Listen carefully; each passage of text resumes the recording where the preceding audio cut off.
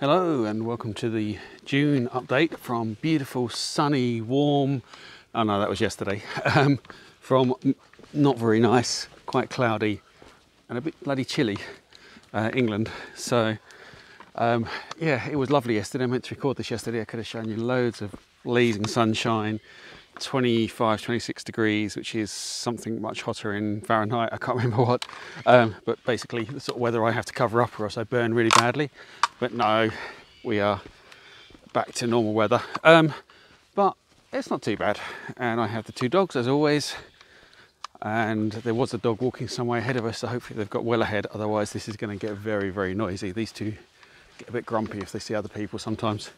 So updates. First thing is I have to say I'm really sorry I haven't got last month's short story out with all the anniversaries and birthdays of things for James. It just got delayed. I have actually finished it, but I figured rather than rushing it out, I'm going to get it edited and put it through the proofreaders and make it this month's one. So that'll be out in about, I'll try and do it a little bit early, so probably about the 10th.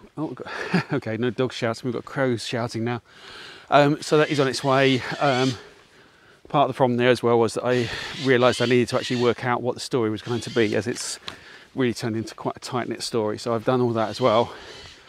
Definitely have the next 3 or 4 months worth worked out so I can sit down and write those, and we'll try to get well ahead of that now. Other news, sorry, I've just been going up a hill. I didn't think this through very well. In other news, there's been a deal running on the collection of books 1 to 3 in the Wanderer series, and that's still going. So it's basically 99 cents, 99p, depending on where you are. But about a 70 or 80% discount, and it's gone very well. I managed to get a BookBub, which I know is how quite a few people who follow me first found me. Not a US one, unfortunately, just an international one, but it's been really good. And even though it's a week and a half later, I found today that I am sitting at position number 40 in the entire Australian Kindle store. I'm not sure how that's happened. It was doing okay there, and then it's just suddenly taken off today. So. Okay, there is a dog ahead of us, so I don't think we're going to get too much barking. So that's quite incredible, but that's for me. For anyone else, if you know anyone who'd be interested in the books, it's a great chance for them to pick up the first 3 books for just 99 cents. At the moment, I don't know how long that's going to run for. I'm going to leave it running whilst it's still getting a lot of people buying, and then eventually put it back to its normal price. But it might be another week or 2 or 3. It might be less than that. It might even be more than that if things go really well. So that's the Wanderer series. Wanderer Book 5 continues to sell really well. Had a couple of lovely emails about how much people have enjoyed it as well. Most of the reviews are good. There's one review where someone found it disappointing, which is a real shame. And it's so difficult because it doesn't matter what you do. There's going to be something in there that people don't like, you know. And hopefully, I hope this doesn't come across as having a go at anyone. It's not at all. I have to write what I think it needs to go to, and inevitably, whoever the book is by, there's always going to be different expectations, I guess is the best way to put it, from different people of what they would like to see and what they want to happen.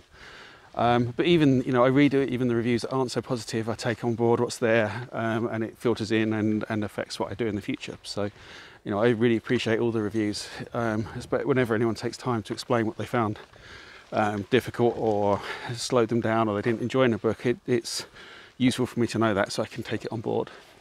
I'm a bit distracted because all these potatoes have suddenly started flowering. I hadn't seen that before. I've not been up here for a week or so.